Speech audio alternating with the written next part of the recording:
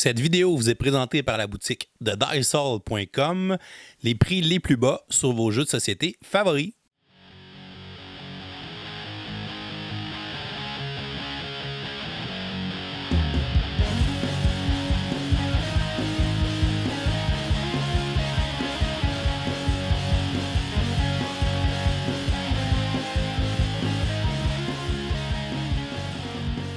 Salut les gamers, bienvenue à Professeur Board Game, je m'appelle David.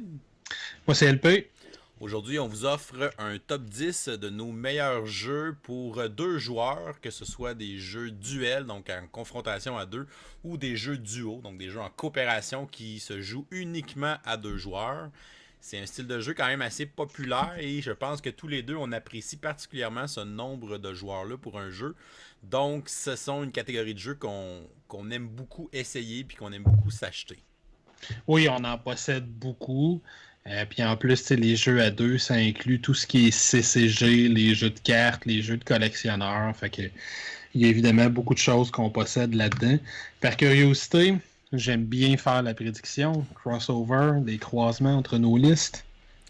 Moi, il y en a un sûr. Je te dirais peut-être un deuxième. Donc, Moi, je dirais deux aussi, mais je pense deux. pas que ça se rendra à trois. Moi, je dirais deux. Je pense qu'on a des goûts assez différents aussi dans les jeux à deux. Toi, tu as beaucoup de jeux, skirmish, des jeux de confrontation avec des figurines. C'est le genre de choses que tu aimes beaucoup. Ce qui est peut-être moins ma tasse de thé à moi. Mais j'aime beaucoup les versions duel de jeux. Souvent, on adapte un jeu qui joue à plusieurs, puis on en fait une version duel à part entière. Ça, c'est un concept que j'aime bien découvrir aussi. Donc, il y a certains de mes choix qui vont être aussi dans cette optique-là. Puis on a aussi, comme tu as dit tantôt, des jeux de cartes ou des jeux qui se jouent à deux comme ça. Aussi, il y en a beaucoup sur le marché. C'est le genre de choses qu'on peut aimer aussi. Donc, je pense qu'on aura... On en a un à 100% sûr. Je pense que oui. Le deuxième, il y a des chances. Toi, est-ce que tu as des compagnies qui reviennent plus que d'autres? Ou tu t'as pas porté attention à ça? J'ai pas vraiment porté attention. Ça m'a frappé parce que j'ai 3 jeux de la même compagnie dans le top 10, tu sais, fait que ça en fait beaucoup. Fait qu'on commence ça. Ben vas-y. Parfait. Fait que mon numéro 10, c'est le jeu le plus récent, je pense, dans ma possession qui est rentré sur la liste. C'est un jeu de guerre qui va simuler la Deuxième Guerre mondiale. Fait que c'est un jeu spécifiquement à deux joueurs. Designé par Paolo Mori, ça s'appelle Blitzkrieg. Mm-hmm. C'est un jeu qui est sorti l'année passée, je crois, 2019. Fait que trouve un Blitzkrieg, il va falloir que tu rentres Krieg. K-R-I-E-G. Non.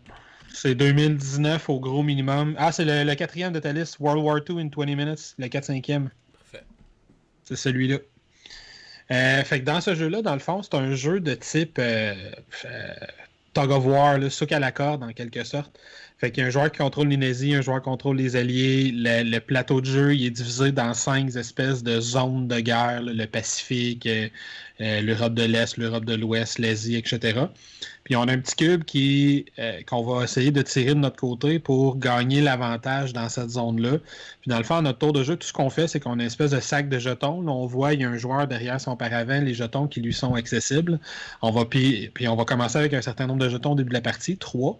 Puis à son tour de jeu, on fait tout simplement jouer un jeton sur l'une des cases ouvertes du jeu. Puis on doit toujours compléter une ligne avant de commencer à travailler sur une deuxième ligne dans une zone donnée. Puis à la fin de son tour, on pige un autre jeton. Puis si j'ai joué un tank de valeur 3, ben, je vais déplacer le petit cube de 3 cases de mon côté sur l'espèce de piste qui indique qui est en train de gagner la guerre dans cette zone-là. Puis quand une ligne est complète, on va marquer le nombre de points de victoire qui est au bout de la ligne, si c'est nous autres qui est en train de gagner la guerre dans cette zone-là. Fait que c'est un tout petit jeu de placement d'unités où on va essayer de contrôler où est-ce qu'on accepte de perdre pour prendre l'avantage ailleurs. Chacune des cases ou à peu près du plateau a un petit bonus. Fait que quand je vais placer, est-ce que je veux prendre un bonus qui me fait avancer de 2 cases de plus ou je veux prendre un bonus qui me fait piger une des tuiles jaunes qu'on voit en haut à droite que je vais jeter dans mon sac qui est une tuile avancée, comme si je développais de la nouvelle technologie puis que je vais peut-être piger plus tard dans la partie qui va me donner d'autres avantages. C'est un jeu qui est vraiment fascinant parce que les règles sont super simples. On a une belle impression de Tug of War et le jeu dure littéralement 15-20 minutes. Fait que quand on finit une partie, on a le goût d'en rejoindre une deuxième tout de suite en inversant les rôles. C'est une course au point de victoire. Le premier qui a 25 points de victoire l'emporte. Fait que c'est un jeu qui s'explique super rapidement. Le matériel n'est pas extraordinairement beau, je dirais. Ouais, ça va pas être le jeu le plus attirant en ville. Là. Non, mais le jeu est vraiment très, très, très efficace. C'est pas un jeu très dispendieux non plus. Il est relativement facile à trouver. Fait qu'un super petit beau jeu à deux. Puis si on ne traite pas thématique Deuxième Guerre mondiale, la thématique n'est pas si importante que ça dans le jeu. C'est juste des petits jetons qu'on place. Il y a aussi un mode solo intéressant, mais très procédurier. Procédurial, en tout cas. Il y a beaucoup de procédures. Fait que mon choix numéro 10, un petit jeu de guerre qui se joue rapidement, intéressant, Blitzkrieg. J'en avais entendu pas mal de bien. Martin Lafrenière m'en avait parlé souvent de ce petit jeu-là. Il aime souvent les jeux de guerre, donc il m'a parlé de celui-là qu'il avait beaucoup aimé aussi. Donc très intéressant. Ouais. Pour mon numéro 10, moi c'est évidemment, comme j'ai dit tantôt, c'est une adaptation duel d'un jeu qui existait déjà à la base. C'est le jeu Imhotep. Donc ça va être Imhotep Duel. Donc Imhotep, c'est un jeu qui se jouait de 2 à 4, là, la version normale du jeu. Puis je sais plus comment écrire Imhotep, ça a l'air.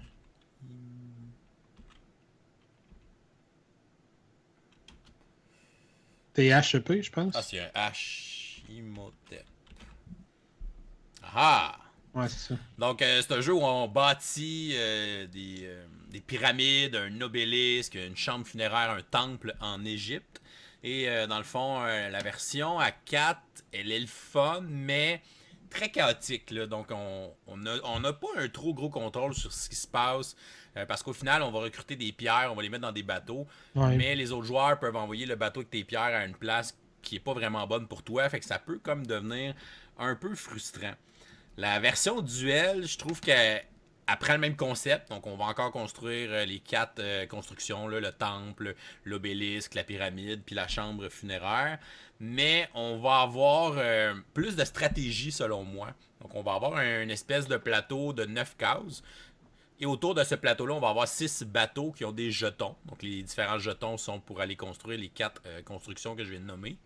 Et dans le fond, à notre tour, on va soit aller placer un de nos ouvriers sur une des 9 cases, qui est libre, ou on va décider d'activer un bateau s'il y a au minimum 2 ouvriers devant le dit bateau.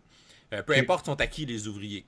Fait que t'as encore le côté que, tu sais, oui, je place des ouvriers, mais j'aurai peut-être pas ce que je veux parce que c'est peut-être mon adversaire qui va activer le bateau qui est dans l'autre sens. Fait que moi, je voulais pas vraiment que mon ouvrier s'en aille sur ce bateau-là, mais je voulais plus le bateau à côté. Mais tu as quand même plus de contrôle parce qu'au final, il y a juste 2 possibilités. Là. Mais tu vas quand même toujours avoir de quoi de positif. Peu importe le jeton que tu vas ramasser, ça va être bon pour faire des points. Fait qu'il y a toujours le petit côté... c'est un peu de push your luck dans le sens que tu vas placer tes ouvriers, puis si t'es pas pressé, tu vas les placer jusqu'à temps qu'ils soient tous placés, puis après ça, tu vas pas activer les bateaux. Ou tu peux te dépêcher en disant hey, je vais activer ce bateau-là parce qu'il y a juste 2 bonhommes devant, parce que je vais être sûr d'avoir telle tuile, ou je vais être sûr que l'autre n'aura pas telle tuile. Fait que là, c'est quel joueur va flancher en premier, quel joueur va prendre une action pour activer un bateau versus prendre des chances puis laisser l'autre activer les bateaux puis qu'on ramasse des pièces. Fait que la dynamique est super intéressante puis je le trouve plus stratégique que la version à 4 joueurs. Donc c'est une belle adaptation, il conserve bien la thématique puis le principe de Imhotep, le jeu de base, mais il l'emmène dans une expérience à 2 assez tendue puis de belles opportunités de stratégie. Fait que c'est vraiment, pour moi, c'est un jeu de duel qui a vraiment été très très bien réussi. Donc Imhotep Duel, donc si la version de base vous la trouviez trop aléatoire ou trop chaotique, ben définitivement, je pense que la version duel va vous plaire un peu plus. Fait que ça serait mon numéro 10. Faudrait que j'essaie ça. Je n'ai joué qu'à la version de base, justement. D'ailleurs, je pense que toutes les parties que j'ai jouées, c'était avec toi et notre cher ami Alexandre. Okay. Puis, j'avais trouvé la même chose que... C'est un jeu que j'ai trouvé très bien, mais des fois, c'était un peu choquant d'essayer de faire de quoi, puis d'un autre joueur faisait juste aller gâcher tout ce qu'il était en train de préparer. Mais bon. Je continue donc avec mon numéro 9. Je reste thématique Deuxième Guerre mondiale. Cette fois-ci, je pense que je vais avec un vieux classique qui s'appelle tout simplement Mémoire 44. Mémoire 44, c'est un jeu qui se joue. On peut jouer à plus que 2 techniquement, mais c'est d'abord et avant tout un jeu à 2 joueurs. Ah, ça prend plusieurs jeux, je pense, si tu veux jouer à plus que 2. Ben, en fait, non, techniquement, c'est que tu vas diviser la base de Mémoire 44, c'est un front, un combat qui s'affronte là, entre les Alliés puis l'Axe, les Allemands, puis tu vas choisir un scénario, le scénario va t'indiquer sur un plateau comment on va placer les tuiles, les unités de départ, puis tes unités, ce sont des petites séries de troupes, fait que quand c'est des soldats, c'est 4 soldats qui se promènent ensemble en unité, les tanks sont 2, je pense, 3, l'artillerie sont 2, etc. Puis tu vas te déplacer sur un plateau, mais ton plateau, il est grosso modo divisé en 3 zones. Le flanc gauche, le centre, le flanc droit. Puis quand tu veux jouer à plus que 2, ben tu vas diviser. Il va y avoir un joueur, par exemple, qui va contrôler le champ centre, puis l'autre joueur va contrôler les 2 flancs, quelque chose comme ça. Fait qu'on va se diviser les zones, mais comme certains autres jeux que nous nommerons peut-être plus tard, je trouve que c'est toujours un peu imparfait quand tu commences à diviser ça. Il y a une façon de jouer qui s'appelle Overlord. J'ai joué une partie comme ça où tu colles littéralement 2 plateaux de mémoire 44 un à côté de l'autre pour jouer une version géante de la même map. Là, ça se passe mieux si tu veux jouer à plusieurs de cette façon-là. Tu as une plus grande zone à gérer. Mais la façon de jouer est donc très intéressante. Tu vas jouer une carte de ta main. Les 2 joueurs, selon le scénario choisi, vont contrôler un certain nombre de mains de cartes. La main de carte va déterminer quelles unités que je peux activer, quelles sont les actions spéciales que je peux faire pendant mon tour. Est-ce que je peux faire des bombardements, recruter davantage d'unités, guérir des unités, etc. J'ai un paquet de petites règles à suivre selon les types de terrains sur lesquels je me déplace. Le grimper sur une montagne, c'est plus difficile. Traverser une forêt, on peut pas tirer au travers d'une forêt, il faut faire le tour, etc., etc. Les tanks se déplacent plus difficilement dans les villages, etc., etc. C'est un petit jeu de dés aussi. À chaque fois qu'on va attaquer, on va avoir un certain nombre de dés à lancer. On peut avoir des relances selon les bonus qu'on a. Fait que c'est vraiment un jeu très tactique. Je sais qu'il y a plusieurs jeux qui existent dans cette gamme de jeux-là. Il y a Battle Lore qui existe, qui est la version fantastique. Puis peut-être avec des avions aussi, je pense. Ça se peut. Je pourrais pas dire, mais je sais que une version de Mémoire 44, mais avec des avions. Ouais. Mais Mémoire 44 lui-même, il est adapté d'un autre jeu, je crois, qui s'appelle Command of Colors, une affaire du genre.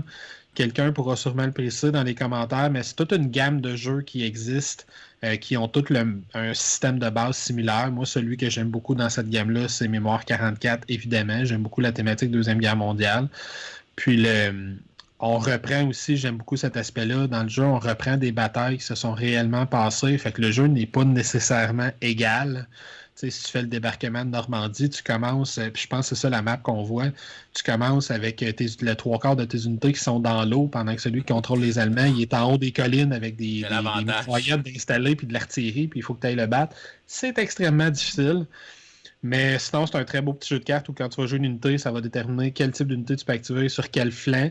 Ou des fois, ça va te donner juste un flanc. Ben, tu peux activer 2 unités sur le flanc gauche. Fait que tu vas essayer de contrôler puis de bien contrôler ta disposition des unités pour jamais être mal pris puis pas être capable d'activer les unités que tu veux activer. Fait qu'il y a vraiment une belle rejouabilité. Il y a un paquet de scénarios qui peuvent se faire. Il y a un paquet d'extensions qui existent là, pour qu'on puisse rentrer les Russes, les Japonais, des avions, des bateaux, etc. selon les scénarios qu'on veut faire. Il y a beaucoup, beaucoup de matériel qui existe. C'est un grand classique. Sûrement qu'il y en a beaucoup qui le connaissent déjà, mais c'est un jeu que j'aime encore beaucoup aujourd'hui. The Days of Wonder, si je ne me trompe pas. Mémoire 44, c'est mon numéro 9. Super. Mon numéro 9, c'est un petit jeu qui m'avait vraiment surpris, puis je pense que toi aussi. C'est un jeu qu'on s'était fait présenter à Gen Con, puis qui était aucunement sous notre radar, mais quand on y a joué, on a comme fait crime, c'est bien le fun, ce petit jeu de cartes-là. C'est un jeu de cartes de chez AEG qui s'appelle Greedy Kingdom. Oui. Donc, il a été traduit en français dernièrement, ça s'appelle L'ambition des rois. Donc, pour ça en Europe, ben, vous pourrez chercher ça, L'ambition des rois, pour Greedy Kingdom. Donc, c'est un jeu où on va avoir des personnages comme cartes dans nos mains au départ.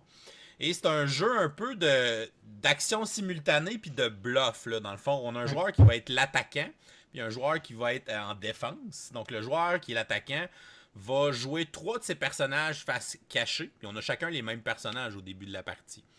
Donc, le joueur qui est en défense, lui, va essayer de deviner ce que l'autre essaye de jouer parce que s'il joue le même personnage en défense, ça va annuler son attaque. Donc, le joueur va perdre une activation d'un de ses personnages. Puis en gros, c'est un jeu de gestion de ressources. Fait que dans le fond, les personnages vont te permettre de gagner des ressources ou de faire simplement des transformations de ressources. Là. Je change une étoile en une nourriture puis un or, ou etc. Ou je gagne 2 nourritures avec ce personnage-là qui est le cuisinier, par exemple. Donc chaque personnage va avoir une action qu'il va faire quand on réussit à passer une attaque, que l'autre a réussi à se défendre contre ce personnage-là. On va aussi, avec les ressources, à la fin de notre tour, puis au début de notre tour, on a une phase d'upgrade. Donc, le joueur en attaque peut décider de dépenser des ressources pour upgrader un personnage. Fait que ce qu'il va faire, c'est qu'il va gagner une version améliorée de ce personnage-là, qui va être plus forte, qui va donner plus de ressources et qui fait des meilleures transformations. Mais chaque personnage, la version upgradée, il y en a seulement une de disponible pour les 2 joueurs. Fait que si moi j'ai le Traveler upgradé, ben l'autre pourra pas l'avoir. Mais il peut quand même me contrer quand je vais l'utiliser pour attaquer. Il peut quand même me bloquer avec son personnage de base qui correspond au même personnage upgradé pour mon cas. Fait que ça, c'est intéressant. Puis tu peux aussi t'acheter des cartes qui sont des upgrades qui vont te donner des pouvoirs pour le reste de la partie. Fait que t'essaies de doser, est-ce que c'est bon que je dépense pour m'acheter des upgrader mes cartes, parce que le but du jeu, c'est de construire 2 espèces de gros châteaux, dans le fond, pour gagner, pour avoir le plus beau royaume, le meilleur royaume. Puis les châteaux coûtent quand même beaucoup de ressources, fait que tu sais à quel point tu veux dépenser ce que tu as pour des upgrades, mais en même temps, ces upgrades-là te donnent des powers qui vont te donner un avantage, fait que ça va peut-être être plus facile après. Exemple, il y a un upgrade, c'est que tu joues 4 cartes au lieu de 3 quand tu attaques ou quand tu défends. Fait que ça peut quand même changer la partie d'avoir un avantage d'une carte de plus.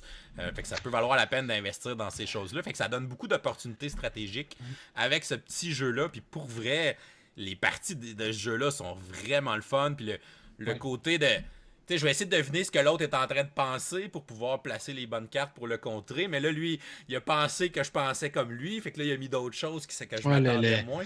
Le scénario Princess Bride. Là. Vraiment, vraiment très cool. Toute l'anticipation puis le bluff dans ce jeu-là. Puis mine de rien, moi j'avais été surpris parce que les premières parties que j'ai jouées, les parties sont très très très rapides. 15-20 minutes là, quand tu es habitué de jouer, c'est réglé. Fait que faut que tu choisisses soigneusement qu'est-ce que tu vas améliorer dans tes cartes, dans ton royaume, parce que tu n'en achèteras pas 10 des upgrades. Là. Tu vas avoir le temps d'acheter 3-4. Si tu en achètes 10, tu vas perdre la partie. L'autre, il va avoir construit son château pendant ce temps-là. Fait que faut que tu choisisses tes choses quand même judicieusement. C'est un très très bon choix. Fait qu'ils ont bien dosé, je trouve, le côté gestion de ressources avec le côté bluff. C'est quand même des mécaniques qu'on voit pas nécessairement souvent ensemble, puis encore moins dans un jeu à 2. Fait que c'est vraiment un beau mélange. C'est un jeu qui m'avait vraiment surpris puis qui m'a charmé. Donc, Greedy Kingdom, ou L'ambition des rois en français, c'est mon numéro 9 des jeux à 2 joueurs. Très bon choix. Je continue avec mon numéro 8. Numéro 8, je pourrais presque dire que c'est un classique aussi, même si ça fait pas si longtemps que ça qu'il est sorti. C'est lui-même une réédition d'un jeu un peu plus vieux, mais Roxley Games a pris ce jeu-là, ce vieux jeu-là, pour en faire un jeu très beau. C'est un jeu qui techniquement se joue à 2 ou à 3, mais je ne recommanderais pas à personne de jouer à 3. C'est un jeu à 2. C'est un jeu quand même assez thématique. C'est un jeu abstrait. C'est un jeu qui s'appelle Santorini. Dans Santorini, dans le fond, c'est un autre jeu. Quel timing extraordinaire. Je l'ai deviné, on connaît pas nos listes un et l'autre, c'est ça qui est... Non, non. Santorini, dans le fond, c'est un jeu, comme j'ai dit, abstrait. L'idée, c'est d'être le premier à amener l'un de ces 2 ouvriers sur le 3e étage d'un bâtiment, tout simplement. Puis à son tour, tout ce qu'on fait, c'est qu'on déplace l'un des 2 ouvriers qu'on contrôle. Comme là, dans l'image qu'on voit, on a 2 ouvriers bleus contre 2 ouvriers blancs. On déplace un des ouvriers qu'on contrôle. Il a le droit de monter d'un étage s'il y a une case accessible autour de lui qui est seulement un étage plus haut. Puis après avoir fait son déplacement, ou avant d'avoir fait son déplacement, on peut également construire autour de soi. Non, il faut se déplacer puis ensuite construire. Fait qu'ensuite, on va construire une pièce sur l'une des 8 cases autour de soi. Fait que si je construis sur le vide, ben, je vais construire le rez-de-chaussée. Si je construis sur un rez-de-chaussée, je vais construire le premier étage, puis ainsi de suite. Puis l'idée, c'est de construire un 3e étage, puis éventuellement de déplacer un de ces pions dessus, tout simplement. Fait que c'est des parties très rapides. À la fin d'une partie, on a un plateau de jeu qui est super beau, parce que les morceaux de plastique, c'est des gros morceaux de plastique. Ça représente la ville de Santorini avec les dômes bleus. C'est assez célèbre pour ça. C'est un variable player powers, c'est-à-dire que les joueurs ont un pouvoir unique qui est à eux, qui est distribué aléatoirement en début de partie. Puis quand on commence à jouer, on va y aller avec une dizaine de dieux, puis on va se passer ces cartes-là, puis on en prend juste une pour la partie. Fait que ça donne des pouvoirs simples. Il y en a un qui peut se déplacer 2 fois avant de construire, l'autre peut construire 2 fois. Des fois, ça donne des nouvelles conditions de victoire, des trucs comme ça. Puis quand on est habitué, on va racheter tous les autres dieux, puis il y en a un paquet dans la boîte de base. Puis là, on peut avoir des pouvoirs complètement disjonctés, puis des affaires très précises, très particulières. Par exemple, je pense que c'est Aphrodite, la déesse de l'amour. Si je me trompe pas, peut-être Adonis, faut que tes 2 ouvriers commencent sur les 2 coins du plateau, sur 2 côtés opposés du plateau, puis s'ils se rejoignent au centre, ils gagnent la game. Sur le même étage, ils gagnent la partie. Fait que là, il faut toujours que l'ouvrier adverse, il bloque pour qu'il puisse jamais être sur le même étage en même temps. Des trucs comme ça. Fait que tu as beaucoup de rejouabilité selon les dieux que tu vas donner pour un jeu qui se joue en ça aussi peut-être 15, 20, 25 minutes. C'est un jeu qui est super accessible, qui est familial aussi. Mon fils a joué plusieurs parties, bien aimé ça. C'est un jeu qui sort super bien dans nos soirées d'animation parce qu'il y a une belle présence sur table aussi. Puis c'est un jeu qui s'explique en 5 minutes. Fait que beaucoup de qualité pour un petit jeu simple avec beaucoup de stratégie. Santorini de Roxley Games, mon numéro 8. Un excellent choix. Et comme tu as dit, la production de jeu-là est écœurante, le matériel. Ouais. Et les illustrations qui ont été faites par des Québécois. Oui, c'est vrai. Mr. Cottington. Donc, très beau le travail d'illustration sur le jeu. Ouais, qui travaille, si je me trompe pas, quand même plus souvent avec Roxley Games. Ouais, ils ont fait beaucoup des jeux de Roxley, en fait, dans les dernières années. Hein. C'est pas eux autres qui ont fait Steampunk Rally, justement? Ouais. Ouais, c'est ça. Mon numéro 8, c'est un jeu de bluff puis de mouvement caché à 2 joueurs. C'est le jeu Fugitive, les jeux de Tim Fowers. Donc, c'est dans son univers un peu à la Burgle Bros. Donc, on a un joueur qui joue le fugitif, qui essaie de se sauver. Et on a un joueur qui joue le Marshal, qui essaye de l'attraper, évidemment, avant qu'il réussisse à atteindre son avion pour se sauver. Donc, c'est un jeu asymétrique de déduction. On va avoir chacun dans notre rôle une façon différente de jouer. Donc, c'est un jeu de cartes principalement. On va avoir des cartes qui sont numérotées de 0 à 42. Puis dans le fond, le fugitif, lui, il faut qu'il se rende à la carte 42, qui est son avion, pour se sauver puis gagner la partie. Pour le Marshal, ben, c'est simple, il faut qu'il attrape le fugitif. Donc, on va avoir des espèces de petits pads effaçables. Fait qu'on va pouvoir prendre en note, exemple, les numéros de cartes qui sont pas disponibles ou qu'on sait que le fugitif ne peut pas se cacher sur cette carte-là parce que c'est nous qui l'a ou selon les cartes qui ont été jouées devant nous, on peut faire le calcul que ça peut pas être ça. Puis dans le fond, le Marshal essaie de deviner où est rendu le fugitif. Puis le fugitif, il faut qu'il brouille les pistes. Fait que ce qu'il va faire, le fugitif, lui, c'est qu'à son tour, il va pouvoir piocher une carte. Et il va pouvoir jouer des cartes, en fait, pour commencer à essayer de se sauver. Puis essayer de brouiller les pistes. Fait que s'il joue une carte, ben, c'est qu'il va avancer de 1, mais il peut jouer des cartes cachées avec la carte qu'il vient de jouer pour augmenter son mouvement, puis qui a donné un petit peu d'informations comme cachées à l'autre joueur pour que l'autre joueur ne sache pas exactement il est sur quelle carte. Fait que c'est vraiment un jeu de déduction très mathématique, très numérique.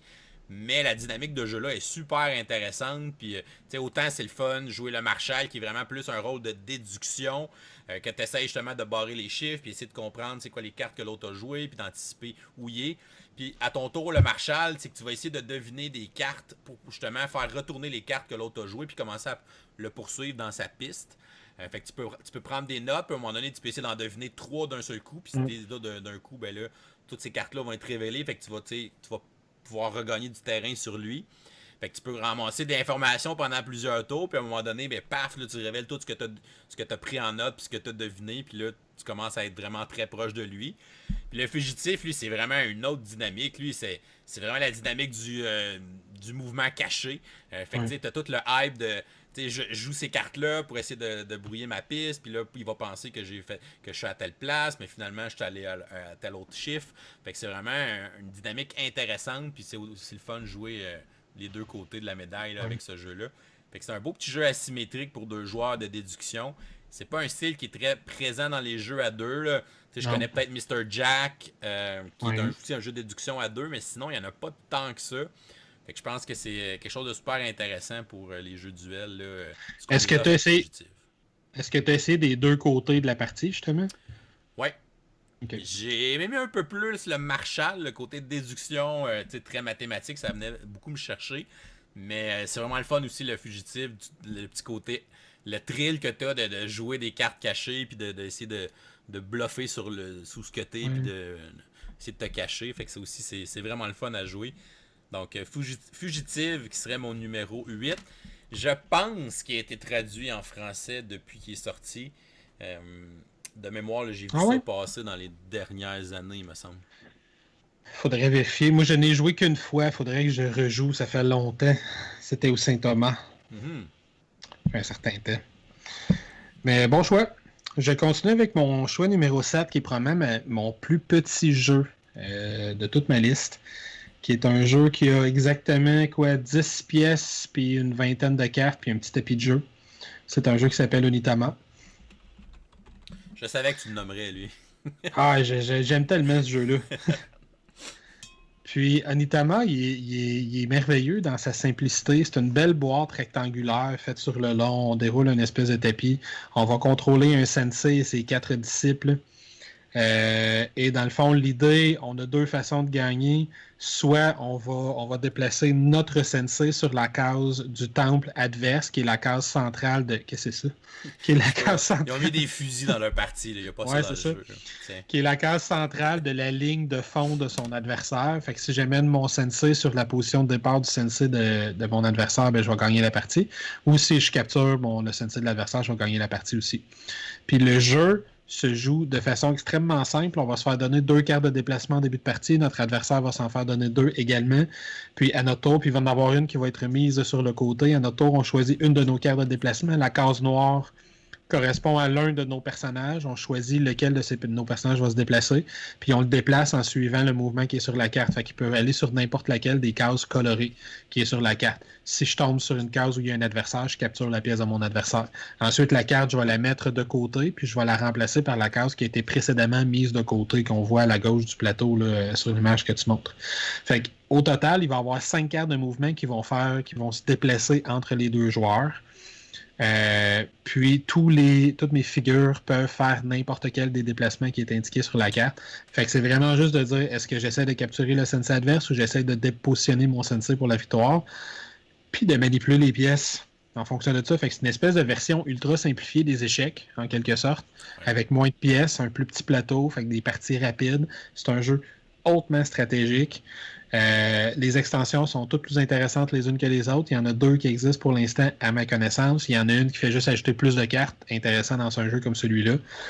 Puis il y en a une qui rajoute une 11e pièce qui est neutre que les deux personnages peuvent contrôler pour bloquer des chemins puis déplacer sur le plateau. Fait que vraiment une super belle production en plus. Là, c'est des gros morceaux de plastique, les figurines, puis sont bien faites malgré une sculpture, je dirais, basique, là, quelque chose de. Ça fait zen, tu sais, quand Ça tu fit vois ça avec sur le le jeu plateau. abstrait aussi. Exactement. Fait que puis ça a un côté ancien, si on veut, là, la façon dont les figurines sont taillées. On les imaginerait bien en bois, par exemple. Ouais. Mais bref, une super belle production, un très beau petit jeu, pas très dispendieux en plus. Fait que mon numéro, si on aime les jeux abstraits de hautement stratégiques, Onitama, là, on manque pas son coup. Fait que c'est mon numéro 7. Définitivement à découvrir pour tous les fans des jeux d'échecs. Ouais. Puis c'est un jeu qu'on amène souvent en animation aussi parce qu'il se montre bien. Puis les gens. Ah, t'aimes ça jouer aux échecs? Ok, ben je vais te montrer ça. Ouais. Tu vas aimer ça. C'est un beau jeu d'entrée dans le hobby aussi pour les amateurs. Tu sais, c'est quelqu'un qui connaît juste les échecs puis les dames. Je regarde, il y a d'autres choses qui se font qui ressemblent à ça, mais que on amène ça un petit peu ailleurs, puis là on peut.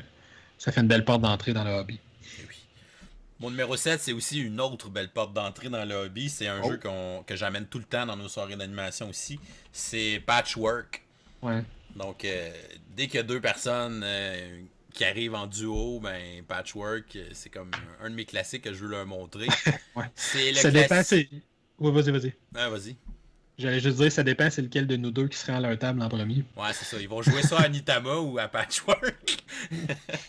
Mais Patchwork, je dirais, le jeu qui a parti un peu le bal des pentomino ou des polyomino dans le board game. En tout cas, pour moi, là, c'est l'un des premiers que j'ai découvert.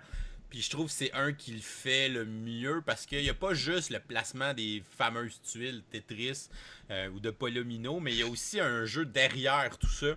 T'as un petit aspect économique dans Patchwork qui fait que ça le rend meilleur que beaucoup de jeux de placement de tuiles qui ont essayé de répliquer ça par le futur. Donc on va avoir à faire une courte pointe avec des pièces qui représentent des morceaux de tissu. Et chaque morceau de tissu va avoir un coup en bouton. Fait qu'on va avoir toutes les pièces autour du plateau au début de la partie. Puis on va avoir un pion qui va se promener. Puis on va toujours avoir accès aux 3 pièces qui sont après le pion pour acheter une de ces 3 pièces-là. Sinon, je peux passer mon tour, avancer mon jeton sur la traque de temps, puis juste faire un petit peu de boutons. Donc les boutons, c'est l'argent, mais c'est aussi les points dans ce jeu-là. Donc, il faut que tu te construises une espèce d'économie de boutons en disant ben, j'investis en construisant des pièces, en achetant des pièces pour les placer sur mon plateau.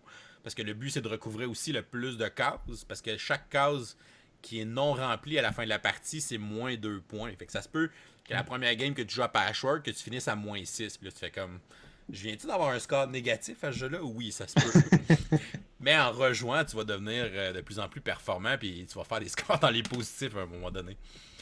Donc, tu vas essayer d'acheter des pièces qui prennent de l'espace parce que tu veux couvrir des cases, mais tu veux aussi des pièces qui ont des boutons d'imprimer sur les pièces parce qu'on va avancer sur un deuxième plateau qui est une traque de temps. Et quand on va passer certains endroits où il y a des boutons d'imprimer, on va gagner le nombre de boutons imprimés sur toutes les pièces qu'on a placées sur notre plateau jusqu'à maintenant. Fait que tu as carrément un concept de construction d'engin dans ce jeu-là. Ouais. Tu construis un engin économique en plaçant tes pièces, en choisissant les bonnes pièces qui ont assez de boutons, puis en gérant ton économie puis tes ressources qui sont tes boutons, mais aussi à la fin de la partie qui seront tes points. Fait que c'est vraiment un jeu simple. C'est un jeu que tout le monde peut apprendre à jouer. Même des joueurs qui sont vraiment débutants, c'est vraiment un jeu parfait pour commencer à apprendre à jouer à des jeux de société. Fait que sa simplicité, son accessibilité, c'est vraiment des belles qualités. Mais aussi tout l'aspect placement, plus l'aspect gestion puis économie qui est vraiment super intéressante. Super belle dynamique. Patchwork, j'ai rarement montré à des gens qui n'ont pas dit qu'ils ont eu du plaisir à apprendre puis à jouer ce jeu-là. Puis je l'ai montré à ben du monde. Fait que c'est mon numéro 7 des jeux à 2. Patchwork. Bon choix. Je continue donc avec mon numéro 6. Mon numéro 6, c'est drôle parce qu'il était une table à côté que ton numéro 9. C'est un autre jeu abstrait, très abstrait celui-là. Il n'y a même pas des figurines ou des pions pour... Ben, il y a des pions, mais c'est des espèces de jetons de poker qui représentent différentes unités dans le jeu War Chess qui s'appelle en français les champs d'honneur. Champs d'honneur, exactement. Je crois. Dans le fond, dans War Chess, c'est qu'en début de partie, selon le type de partie qu'on veut jouer, soit on les pige au hasard, soit on les draft, soit on sélectionne des espèces de sets préconstruits pour des parties de débutants. Mais bref, on va choisir 4 unités en début de partie. Puis celui-là aussi, techniquement, il se joue à 4, mais honnêtement, il faut jouer à 2. Fait qu'on ignore les espèces d'hexagones plus foncés qu'il y a de chaque côté du plateau. Là. C'est un jeu à 2. Puis l'idée, c'est d'aller capturer des points de contrôle qui sont un peu partout sur le plateau, qui sont une espèce de symbole vert imprimé directement sur le plateau. Fait qu'on va tout simplement déplacer nos unités, puis on va essayer d'aller prendre contrôle de ces points-là. Chaque unité a des pouvoirs particuliers. Là, le chevalier peut déplacer de 2 cases en ligne droite puis d'attaquer, tandis qu'un guerrier peut attaquer après s'être déplacé, ce qu'on peut pas faire normalement, des trucs comme ça. La particularité de ce jeu-là, c'est que les unités sont des jetons. Ce jeu-là, c'est un backbuilding. Fait qu'on va rentrer toutes les unités qu'on possède en début de partie. On va posséder 2 unités de chaque type en début de partie dans un sac. Puis à son tour de jeu, on va piger 3 jetons. Puis là, mon jeton, je peux soit le jouer face ouverte pour le déployer sur le plateau. Puis je peux pas avoir 2 fois la même unité sur le plateau. Soit je vais le jouer face ouverte pour donner un 2e point de vie à une unité qui est déjà sur le plateau. Soit je vais le jouer face ouverte, mais à l'extérieur du plateau, je vais défausser l'unité pour activer l'unité qui est sur le plateau. Fait que là, j'ai une espèce de ballon, puis j'ai des actions que je peux faire, que je peux recruter des nouveaux jetons que je mets dans mon sac. Fait qu'il y a un équilibre à aller chercher qui est très intéressant dans ce jeu-là, parce que mon cavalier, mais je vais avoir 5 jetons au total de mon cavalier. Si je lui donne 4 points de vie, fait que je mets 4 jetons sur le plateau, il me reste juste un jeton pour pouvoir l'activer, mon cavalier. Fait qu'il y a cette balance-là à laquelle il faut faire attention, à quel point je veux renforcer mes unités qui sont sur le plateau versus à quel point je veux les activer souvent. Parce que plus on ajoute des unités, moins je vais le piéger souvent à mon cavalier. Puis s'il est si fort que ça serait le fun qu'il s'active souvent. Fait qu'il y a une belle balance, il y a un super pot matériel. Le plateau lui-même, il est un peu drabe, honnêtement. Mais les jetons, c'est des espèces de grosses chips de poker, sont de super belle qualité. Les cartes sont très claires. Les unités ont vraiment des pouvoirs extrêmement différents les uns des autres. Fait que on n'aura jamais deux parties qui vont être la même. Je fais juste changer une de mes 4 unités, puis ma prochaine game va être complètement différente parce que ça me donne accès à des nouveaux pouvoirs, puis les pouvoirs que j'avais dans l'autre partie, je les ai plus. Fait que c'est vraiment un très beau jeu, encore une fois, de stratégie. Quand même assez lourd au niveau de la stratégie, très abstrait encore une fois. Un jeu qui a une très belle rejetée. Il y a une extension aussi qui existe qui s'appelle Nobility, qui amène 5 ou 6 nouvelles extensions, unités, puis quelques autres petits concepts sur le side. Fait que vraiment, si on aime le jeu un peu comme de type Santorini, de type l'autre que je viens de nommer Chavan, Nitama, de type de Duke, c'est un autre jeu qu'on peut aller chercher dans ce jeu-là. Puis c'est peut-être un petit peu plus lourd qu'Onitama et que Santorini. Celui-là, on va aller chercher plus des parties de 40-45 minutes. Fait que si on aime ce type de jeu-là, on va vraiment... Puis en plus, on aime le côté back building. Fait que quelle unité je vais construire que je vais mettre dans mon sac pour essayer de développer mon armée.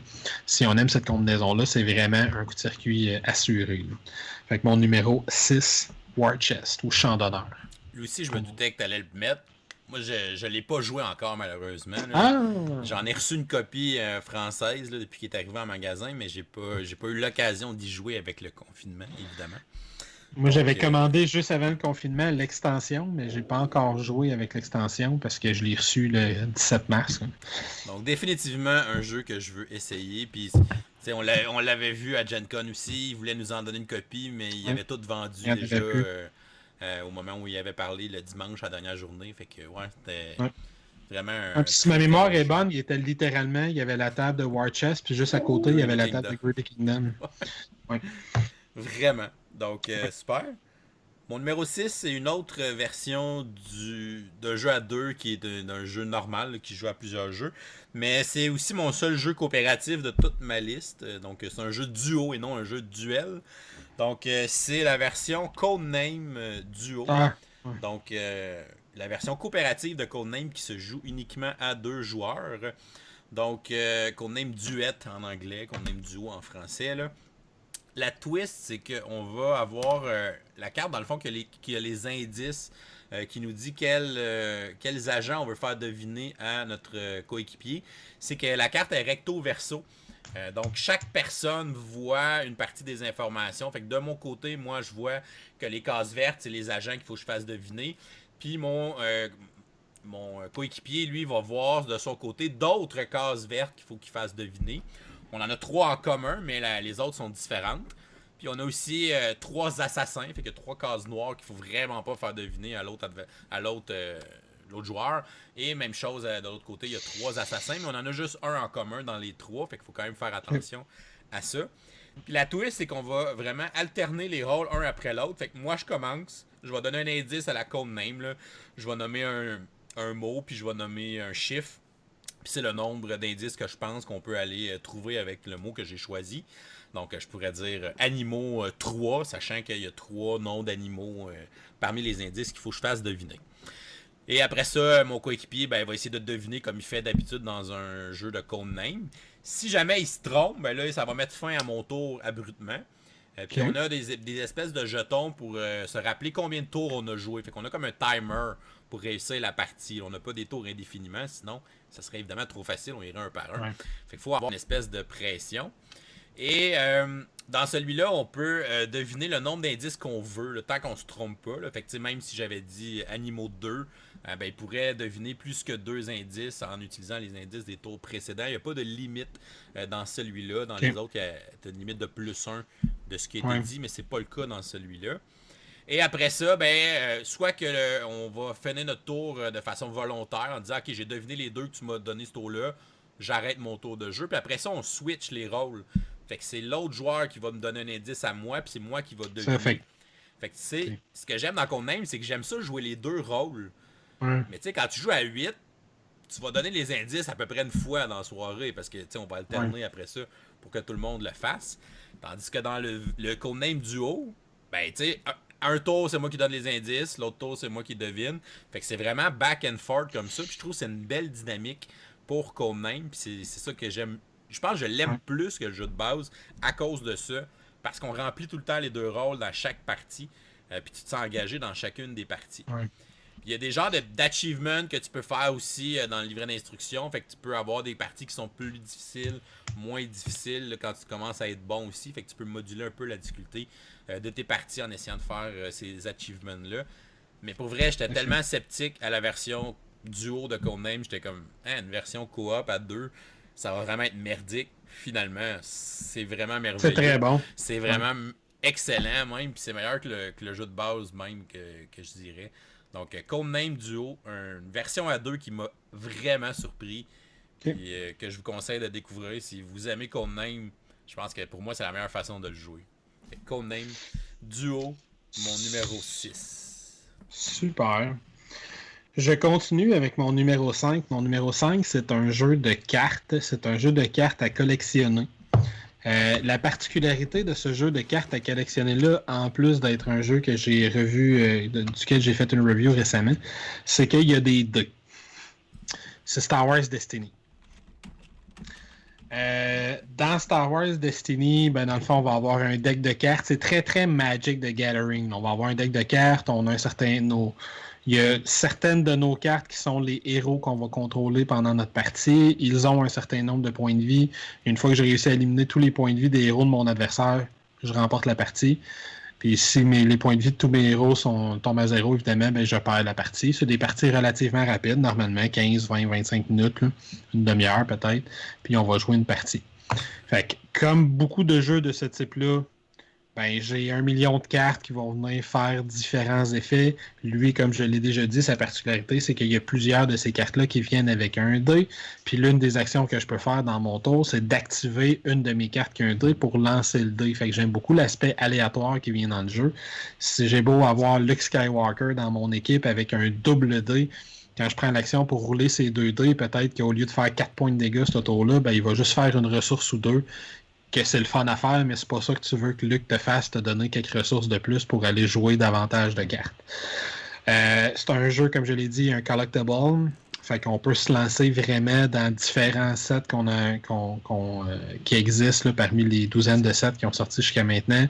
Il y a plusieurs boîtes qui existent pour pouvoir commencer l'aventure avec un personnage, là, Luke Skywalker, Boba Fett, Kylo, Rey, etc. Il y en a un paquet. Obi-Wan Kenobi, le General Grievous. Le matériel est de super bonne qualité. C'est FFG qui édite le jeu, si je ne me trompe pas. Fait que le matériel est de super bonne qualité. Les dés sont vraiment super. C'est des gros dés de bonne qualité. Le visuel est très bon à l'intérieur du jeu. Le art est excellent à l'intérieur du jeu aussi. Mais c'est un jeu qui peut revenir très très cher si on veut se lancer dans l'aventure, parce qu'on va acheter une boîte à 30$, à 30$ pour commencer, puis après on va se dire qu'on veut commencer à construire ses propres decks, et là on va rapidement tomber dans une spirale infernale de dépenses pour commencer à construire ses decks, parce que c'est un deck building, mais dans l'ancien sens du terme, c'est-à-dire qu'on construit son deck de cartes avant de commencer une partie, puis on tente de battre son adversaire avec le deck qu'on a construit pour se rendre compte que finalement telle carte marche pas bien ensemble, on les enlève puis on met d'autres choses.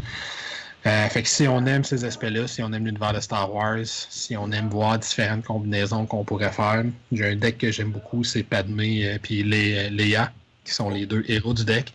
Je trouvais qu'il y avait un petit quelque chose à faire avec ça. Fait que c'est un super beau jeu, très très bon jeu. Il devrait commencer éventuellement à être plus difficile à trouver parce que si je me trompe pas, ils ont coupé la production cette année. Ouais, ils ont annoncé qu'ils feraient plus de nouvelles séries pour ce jeu. C'est ça. Fait qu'il va, on a probablement encore facilement pour quelques années à trouver des packs et des decks rapidement, puis éventuellement les boîtes vont commencer à tomber en spécial, puis il va disparaître tranquillement. Mais pour l'instant, si on aime cet univers-là, des jeux de cartes qui se jouent rapidement, tu sais, le type Android Netrunner, Keyforge, Doomtown, si on aime ce genre-là, mais qu'on aimerait ça pitcher des dés en plus, c'est un choix parfait. Star Wars Destiny. Mon numéro 5. Moi, j'ai fait exprès de jamais essayer ce jeu-là en me disant... Si je joue à ce jeu-là, je vais l'aimer. Puis si je l'aime, je vais me mettre à dépenser en malade en achetant des cartes. Je me rappelle dans une journée de gaming que tu avais fait chez toi, je l'avais amené. Puis là, j'ai dit, hey, je vais te faire montrer ça. T'as fait non. Non, moi je suis pas ça. Faut pas que Non. je touche à ça. Je le sais, tu sais, je suis un ancien joueur de Magic, fait que tu sais, je le sais que je vais triper sur le concept, puis tu sais, c'est Star Wars. Là. Ça peut pas être mauvais. Les jeux d'FFG de Star Wars sont tous excellents, puis ils viennent vraiment chercher la thématique, puis les fans de Star Wars. Fait que j'avais vraiment peur de ce jeu-là, fait que j'ai décidé de jamais l'essayer pour pas tomber en amour avec, puis pas dépenser des centaines de dollars à acheter des cartes, puis des dés. Voilà. Ouais. Je comprends ça. J'aurais Donc, je peut-être dû faire résiste ça. encore à la tentation du côté obscur. Attends qu'il n'existe plus, au moins. Ouais, c'est ça. Tu pourras pas l'acheter. Ouais. Donc, mon numéro 5, parlant de côté obscur, donc c'est un jeu où on va incarner des voleurs et c'est un rare jeu de contrôle de territoire pour 2 joueurs. C'est vraiment pas un style qui est très présent dans le jeu pour 2 joueurs, du contrôle de territoire. C'est un jeu qui s'appelle Passage Secret. Donc en anglais, c'est Prowler's Passage. Ça me dit absolument rien. Non, c'est vrai, t'aimerais ça en plus, ce jeu-là. Toi qui aimes les jeux de contrôle de territoire. J'ai jamais entendu parler de ça, ça me dit rien pantoute. Donc, Passage Secret. Donc, on va incarner chacun une guilde de voleurs. On va tenter de prendre, évidemment, le contrôle de la ville. Il va avoir le plus d'influence. Donc, faire le plus de points pour être la meilleure guilde de voleurs. Donc, on va avoir un plateau sur lequel on va aller placer des petits jetons de passage secret, qui sont les petits jetons colorés que vous voyez présentement, là, les jetons verts, les jetons mauves. Et dans le fond, il y a 5 sortes de bâtiments dans la ville. Donc, il va y avoir le bâtiment, les banques, les bâtiments... en tout cas, il y a 5 sortes de bâtiments qui sont associés à 5 sortes de jetons. Fait que, le bâtiment des banques ben, est associé aux jetons des pièces d'or. T'as le bâtiment civil, là, je pense qu'il est associé aux clés, etc.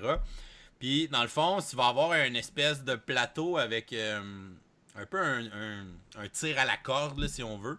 Fait que quand toi, tu vas gagner, quand tu vas aller placer ton passage secret, ben, ton passage secret, il touche à 2 couleurs de bâtiments.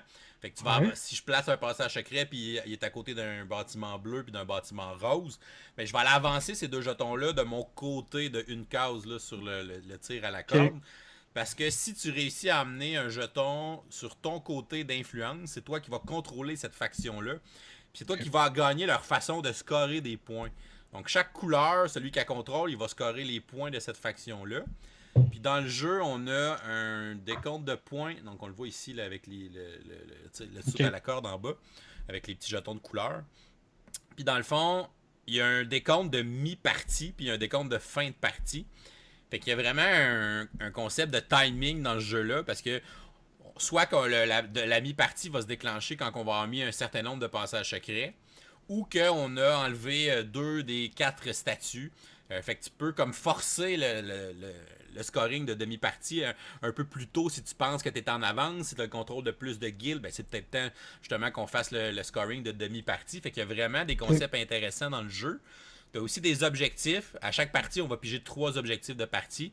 Puis qu'encore une fois, c'est une course entre les 2 joueurs. Celui qui réussit le premier va aller scorer l'objectif, puis l'autre le scorera pas. C'est vraiment un super jeu très tendu. Puis tu vas essayer aussi avec tes passages secrets de faire le plus long chemin consécutif de passages secrets, qui va aussi te donner des points à la demi-partie et à la fin de la partie. Donc là, tu as l'aspect aussi d'essayer de bloquer l'autre avec tes passages secrets, de l'empêcher de gagner tous les jetons de telle couleur, parce que, évidemment, plus tu as de jetons de la même couleur, c'est toi qui vas scorer cette couleur-là. Fait que ça va être plus payant parce que la faction jaune, sa façon de scorer, ça va être en lien avec les jetons jaunes, mais aussi avec un autre effet. Fait que chaque faction va scorer d'une façon différente, puis va être en lien avec le nombre de jetons que tu as ramassés. Fait qu'il y a vraiment une dynamique super intéressante dans ce jeu-là. C'est vraiment des belles parties tendues, puis ça recrée à merveille un jeu de contrôle de territoire pour du 2 joueurs. C'est pas mal dans les meilleurs que j'ai eu l'occasion de jouer. OK. Ça, j'ai vu que c'était Renegades qui faisait ça. D'habitude, ils font du bon stock, je connaissais pas du tout. Est-ce que tu le possèdes? Oui, je l'ai. Fait que je te le montrerai. C'est définitivement un jeu que tu vas apprécier. Oui, probablement.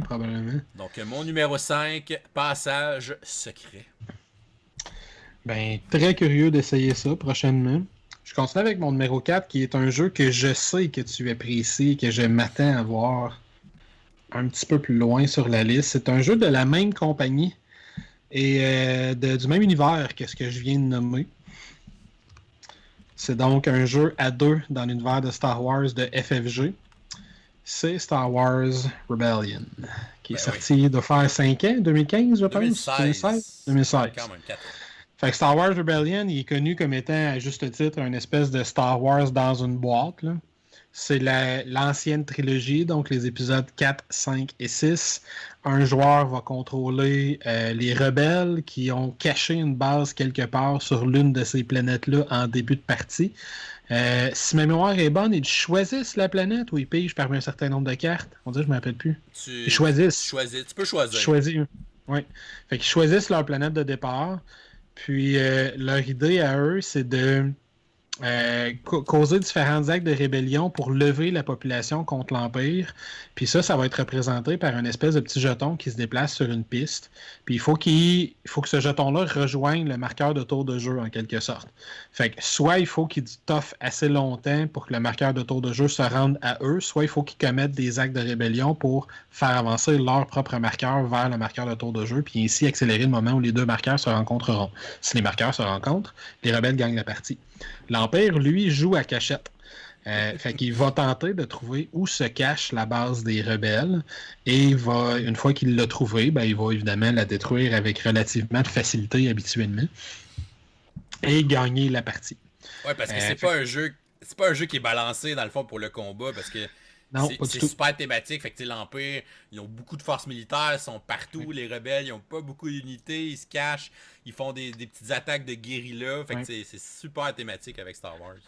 Ouais, puis l'Empire produit des unités à un rythme effarant, ce que les rebelles ne font pas du tout. L'Empire peut produire des Superstar Destroyers, il peut produire des étoiles noires, puis il peut en produire deux, je pense. Ouais, deux étoiles noires. Ouais, c'est ça, il peut détruire des planètes.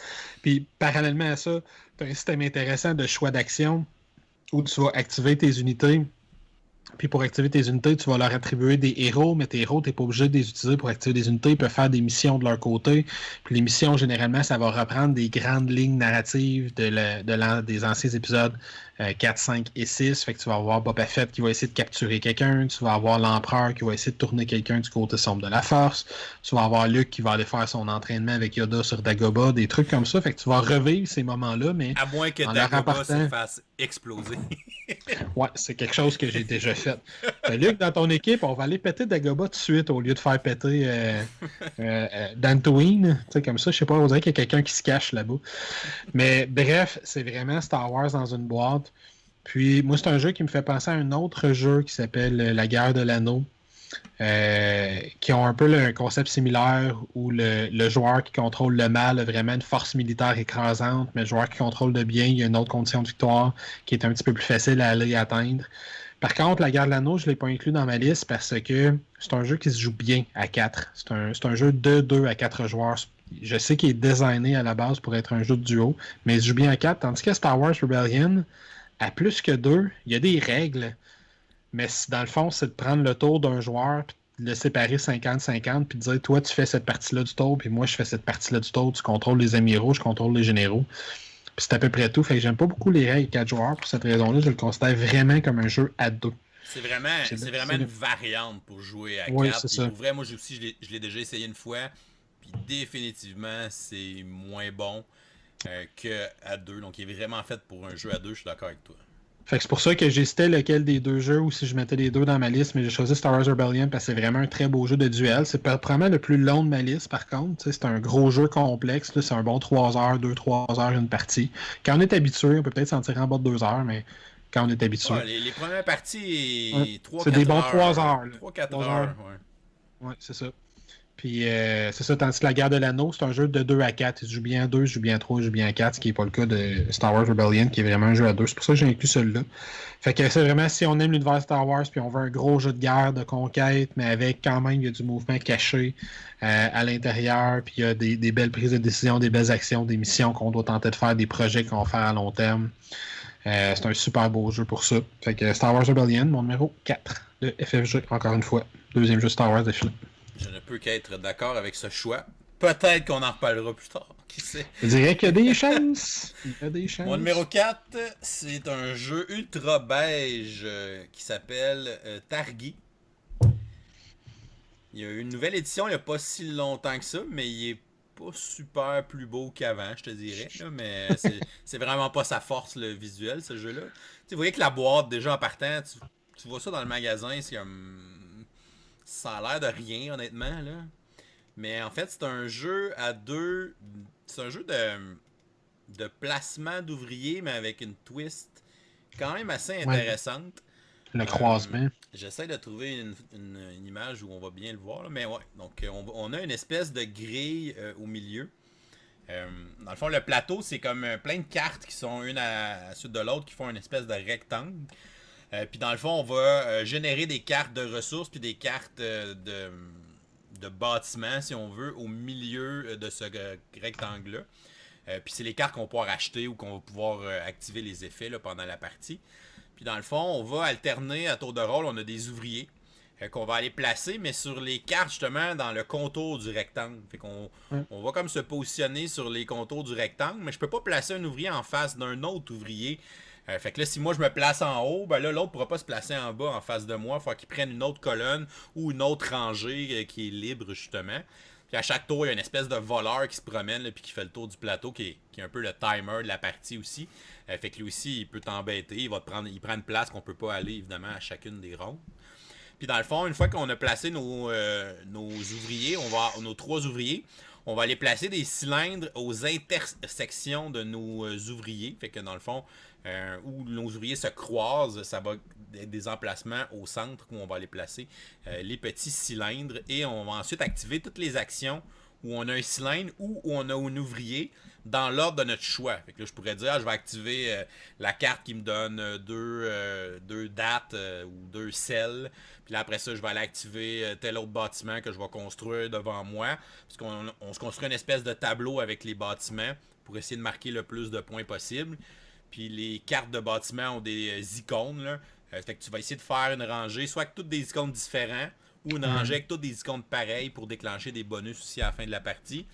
Fait que c'est vraiment un petit jeu de gestion puis de placement d'ouvriers très tactique. C'est vraiment le fun.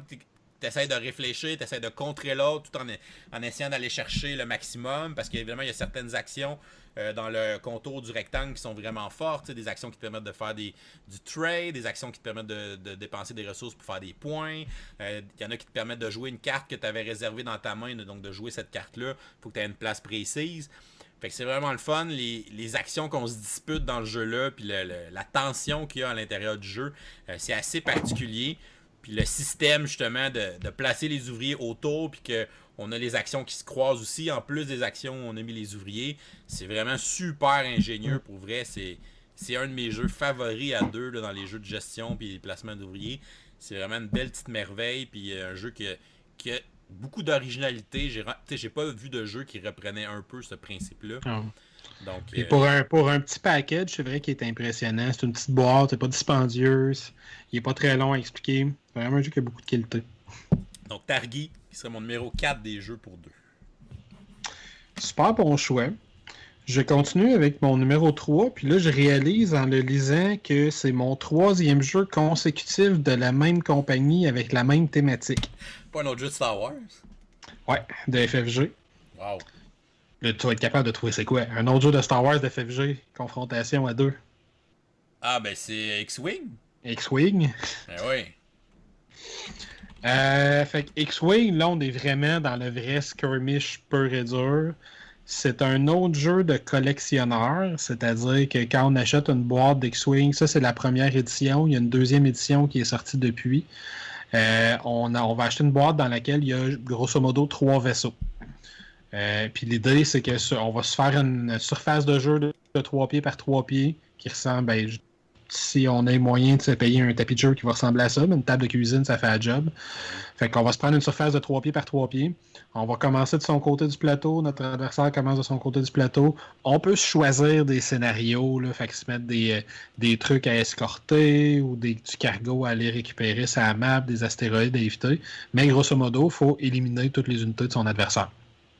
Fait que là, c'est un jeu old school, tu sais, avec des règles de déplacement, puis je vais placer des manœuvres en avant de mon vaisseau, il va y avoir une phase où tout le monde va placer des manœuvres, puis là, on va déplacer nos vaisseaux selon ces manœuvres-là.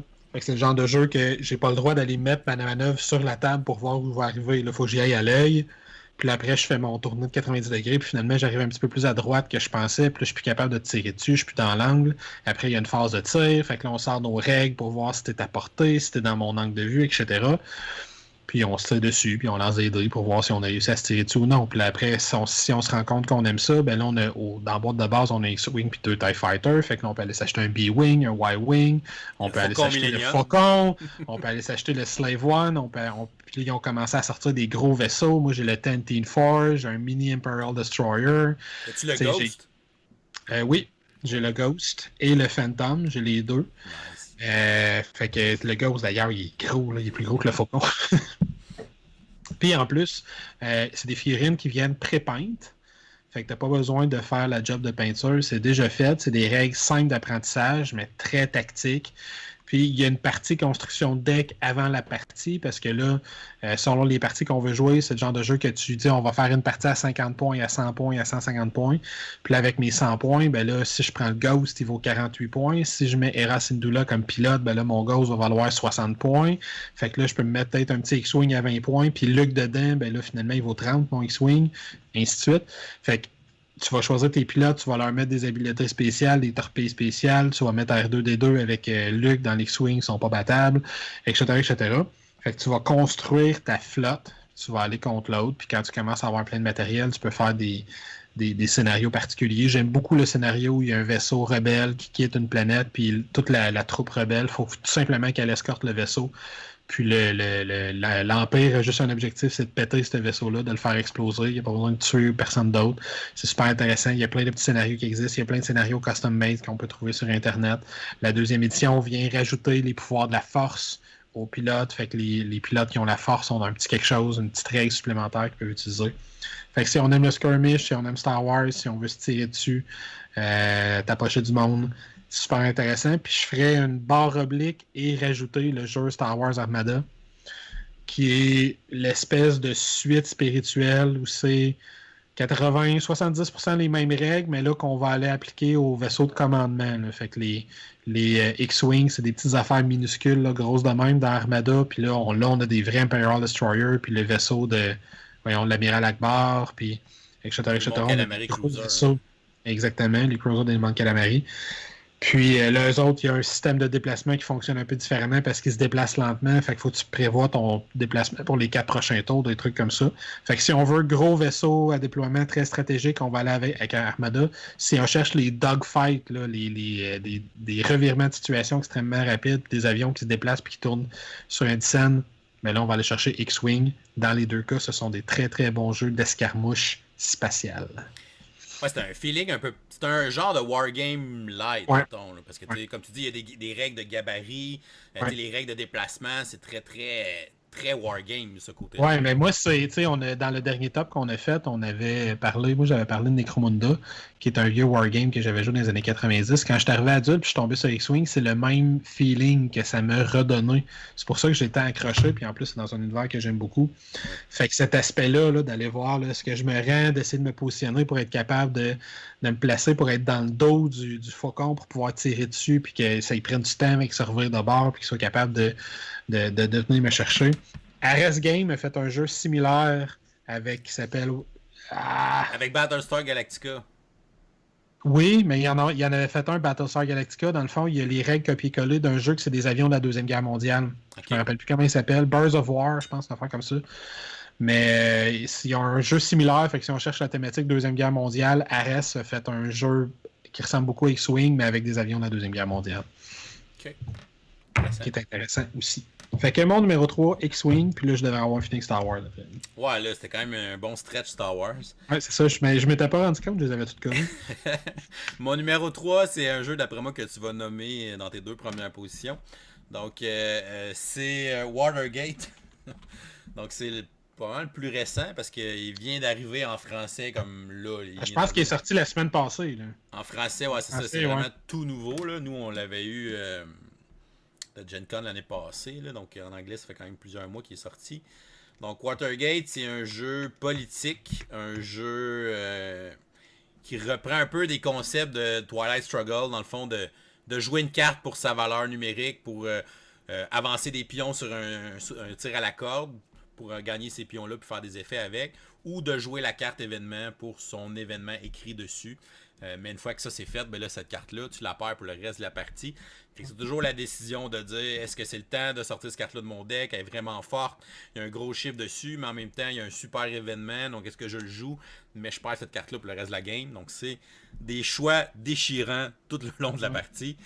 Ça reprend le scandale de Watergate, donc c'est un jeu asymétrique. Donc on va avoir un joueur qui incarne le président Nixon qui tente d'enterrer le scandale, donc il veut éteindre l'information que les journalistes tentent de creuser. Et on a là un autre joueur qui va jouer les journalistes en fait, qui vont tenter de trouver des preuves du scandale et d'essayer d'avancer sur une espèce de plateau avec un pinboard là. Et il va essayer de placer des témoins puis de relier ces témoins-là à Nixon en jouant différentes cartes, différents événements puis en gagnant des jetons pour pouvoir relier deux de ces témoins-là à Nixon pour gagner la partie.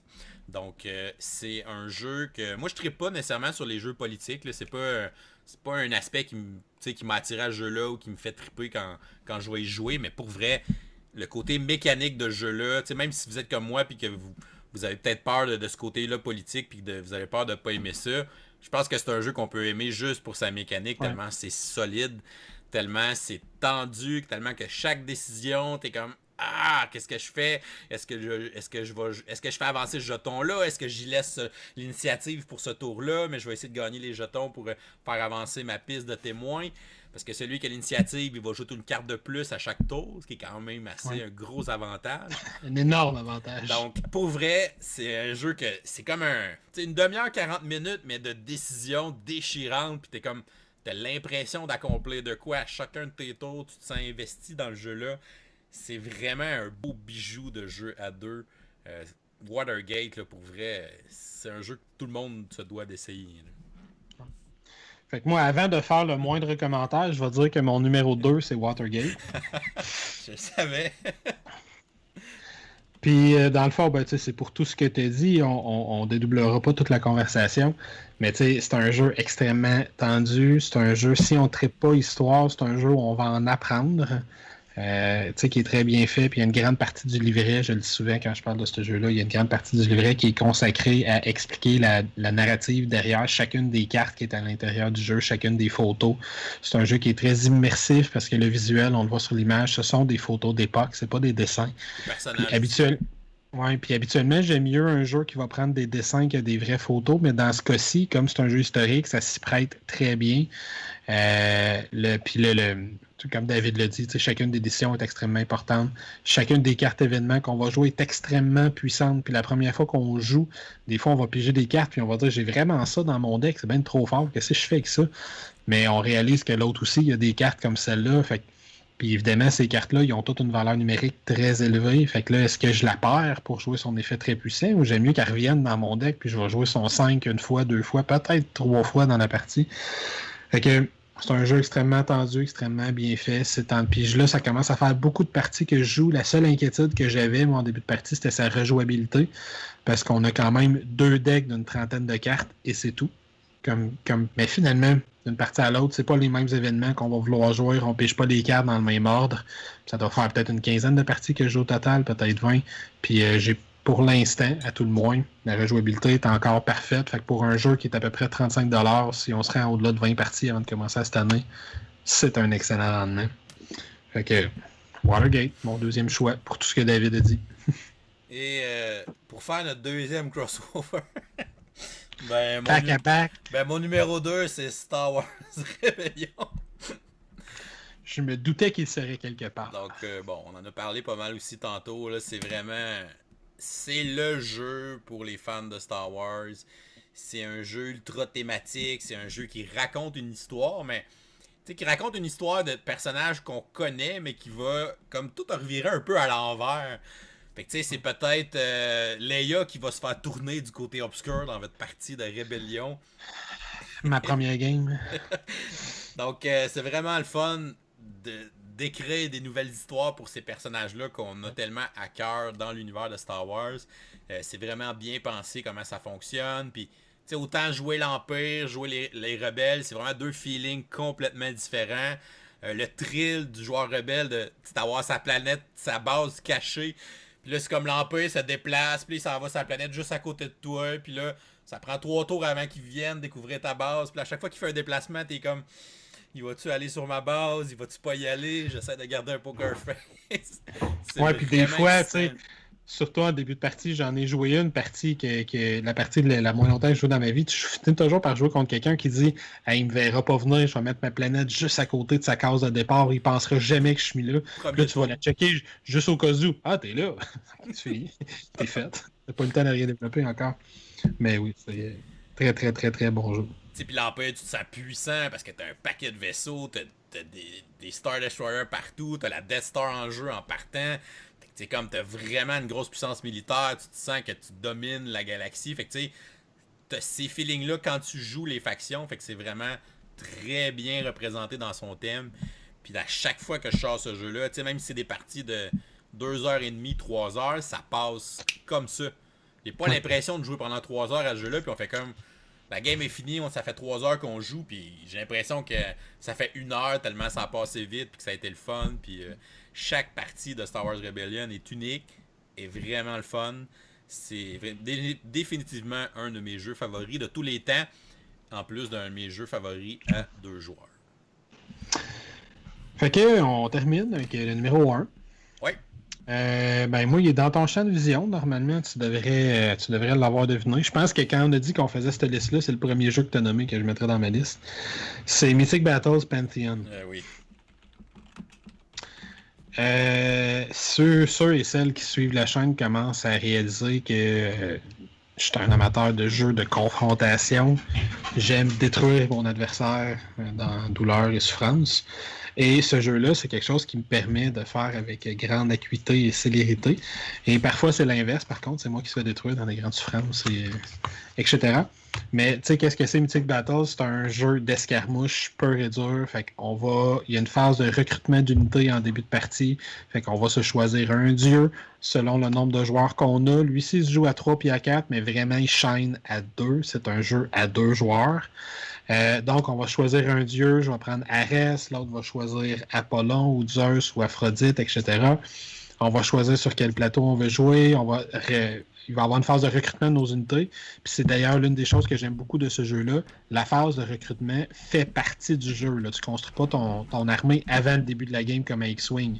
Fait que tu vas réagir à ce que l'autre recrute parce qu'on recrute dans le même bassin d'unités. Tu sais, X-Wing, je prends les vaisseaux que je veux dans les rebelles, tu prends les vaisseaux que tu veux dans l'Empire, on respecte un certain nombre de points, puis on se tape dessus. Là, on va regarder, si tu prends tel personnage qui vole, tu prends le Pégase, ouais, attends un peu, là, je vais prendre un archer pour réagir à ça, parce que sinon, je vais être mal pris. Tu prends Echo, qui est vraiment fatigante, puis qui a fait des espèces d'effets négatifs sur les cases autour d'elle, je vais prendre un personnage, justement, qui vole ou qui peut attaquer de loin pour pouvoir s'occuper d'Echo de loin, etc., etc., Fait que la phase de recrutement est très importante. C'est un matériel qui est super beau. Puis après, ben, le jeu, c'est relativement classique. On doit éliminer le dieu de notre adversaire. Fait qu'on va essayer de se déplacer sur le plateau, aller taper dessus. Le système de dés il est très intéressant parce qu'on a des choix à faire avec nos dés. Si on les résultats qui sont moins bons sur nos dés, on peut annuler ces résultats-là pour donner des bonus à d'autres dés pour aller chercher des succès. C'est super intéressant. Puis ils ont mis une deuxième condition de victoire qui fait que le jeu passe dans une catégorie supérieure selon moi parce que ça vient mettre un timer de limite à la partie. Les parties s'éterniseront jamais à cause de ça puis ils dépasseront très rarement 90 minutes, 1h 90 minutes à 2 joueurs parce qu'il y a une deuxième condition de victoire qui est de collectionner des cristaux sur la map. Puis si on en collectionne un certain nombre, on remporte la partie. Fait qu'il faut surveiller qu'est-ce que l'adversaire fait. Il ne faut pas juste aller taper son dieu. Il faut regarder si ses autres unités ne sont pas en train de collectionner ces cristaux-là parce que sinon on va perdre la partie de cette façon-là. Puis des fois, dans un geste désespéré, ben là, on peut lancer notre dieu contre le dieu adverse en essayant de le finir avant que lui finisse de chercher la deuxième condition de victoire avec un matériel qui est absolument splendide, des règles qui ont été révisées récemment. Puis je sais que c'est un jeu qui est difficile à trouver parce qu'il est exclusivement disponible via Kickstarter, mais ils vont faire d'autres Kickstarter pour ressortir des expansions, puis des deuxièmes saisons, puis des troisièmes saisons. Il y a déjà la prochaine saison qui est annoncée, qui est... comment il l'appelle? En tout cas, c'est les dieux norse, là, les dieux vikings.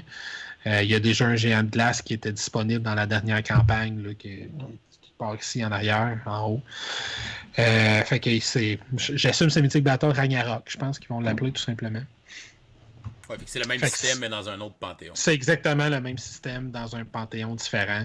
Le système d'activation de Teto il est super intéressant où tu vas piger des cartes, puis tu vas jouer des cartes pour pouvoir activer tes différentes unités. Fait que tu peux quand même prévoir un petit peu qu'est-ce que l'adversaire peut faire, parce que tu peux voir que s'il a joué toutes ses cartes de telle unité, ben, il pourra plus jouer cette unité-là tant qu'il n'aura pas revoir sur son paquet, des trucs comme ça. Fait que c'est vraiment un système quand même assez simple. Il y a des petites nuances. Son niveau de complexité vient du fait que chaque unité a 2-3 pouvoirs différents. Fait que quand tu as 5-6 unités, ben, ça te fait une quinzaine de pouvoirs à apprendre au début de la partie. Puis ton adversaire, lui aussi, il a ça. Fait que la courbe d'apprentissage n'est pas nécessairement facile, mais ce jeu-là, c'est vraiment une merveille. Si on aime ce genre de jeu-là, des grosses figurines qui se promènent sur un plateau et qui se tapent dessus dans un jeu de confrontation à deux joueurs, si on triple, c'est selon moi le meilleur qui est disponible actuellement. Mythic Battles Pantheon. Toi, je pense que tu as joué une fois, mais justement dans une partie à 4. Ouais, c'est ça, j'avais peut-être moins trippé sur... C'est pas là qu'il shine, malheureusement. Ouais. À réessayer peut-être. Ouais. Mon numéro 1, c'est pas une grosse surprise, puis je savais que t'allais pas le nommer parce que. C'est moi qui t'ai donné la boîte, maintenant. C'est ça, tu t'es débarrassé de ta copie, on a fait un échange de jeux, puis c'est moi qui l'ai à ce temps. Donc, c'est une version à deux d'un jeu qui existait déjà. Puis c'est Seven Wonders Duel. Donc, Seven Wonders Duel, c'est mon classique à deux joueurs. C'est, bon, évidemment, la version à deux de Seven Wonders. Puis, ce que je trouvais bizarre avec Seven Wonders Duel, c'est que je me disais, comment ils vont faire pour rendre un jeu de draft cool à deux? T'sais, un jeu de draft à deux, c'est comme, ouais, tu sais, j'ai mon paquet de cartes, j'en choisis une, on l'échange. Puis, tu sais, c'est comme, je trouve ça moins intéressant à deux joueurs. Donc là, comment il allait apporter ça dans Seven Wonders Duel? Puis, je trouve qu'ils ont trouvé une façon intéressante d'amener le draft à deux joueurs, c'est qu'ils ont fait un système de pyramide de cartes. Fait qu'à chaque âge, on va avoir un set de cartes, puis on va placer une certaine pyramide, une certaine configuration de cartes sur la table. Puis dans la pyramide, on va avoir des cartes qui sont cachées, mais des cartes qui sont aussi visibles. Puis dans le fond, à chaque fois que c'est à notre tour, on va drafter une des cartes qui est disponible. Fait qu'il faut vraiment y aller en suivant la pyramide. Là. Je peux pas prendre une carte n'importe où dans la pyramide. Il faut que je commence par le bas puis que je m'en aille ensuite vers le haut.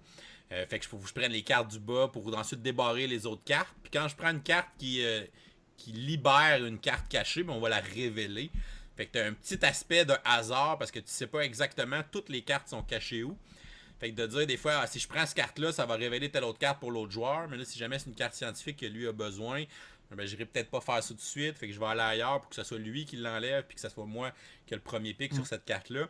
Fait que ce côté-là, il est très stratégique pour un draft à deux. Il est vraiment le fun de la manière qu'ils l'ont amené. Puis chaque âge a une pyramide différente aussi. Fait que ça va aussi changer un petit peu comment ça marche. Puis en gros, ben, quand tu choisis une carte, tu as le choix de l'acheter, de la mettre dans ton empire. Fait que tu vas payer son coût en ressources. Ou des fois, il y a des symboles de chaînage. Là. Ça se peut qu'elle te coûte rien si jamais tu avais les bons symboles de chaînage, un peu comme dans Seven Wonders normal. Et si tu veux, tu peux juste la défausser pour faire de l'argent. Et tu pourrais aussi la défausser pour fabriquer une de tes 4 merveilles, qui sont évidemment des bâtiments très puissants, qui donnent beaucoup de points, ou qui vont te donner des effets, ou qui vont te permettre de rejouer un deuxième tour de suite aussi, ce qui peut être assez intéressant dans ce jeu-là. Et tu peux gagner de 3 façons. Donc, si jamais personne gagne de façon militaire ou scientifique, ben, ça va être un décompte de points à la fin, tout simplement. Mais sinon, si quelqu'un atteint la victoire scientifique ou militaire pendant la partie, ben là, c'est une victoire immédiate. Une victoire instantanée, ouais, c'est ça, on finit pas la partie. Fait que t'es tout le temps sur le qui-vive, puis il faut tout le temps que tu t'ajustes à ton adversaire, à ce qu'il fait, parce que si lui, par exemple, il se lance un peu plus dans le militaire, ben si je le laisse faire, ben il va l'atteindre sa victoire militaire. Fait que faut que je le bloque, faut que je trouve le moyen d'y enlever certaines cartes militaires, ou que je trouve le moyen qu'il fasse pas trop d'argent, ou je vais aller chercher beaucoup de ressources pour que lui, ça coûte cher à construire. Fait qu'il y a plein de façons que tu peux t'adapter, je trouve, à ton adversaire dans ce jeu-là.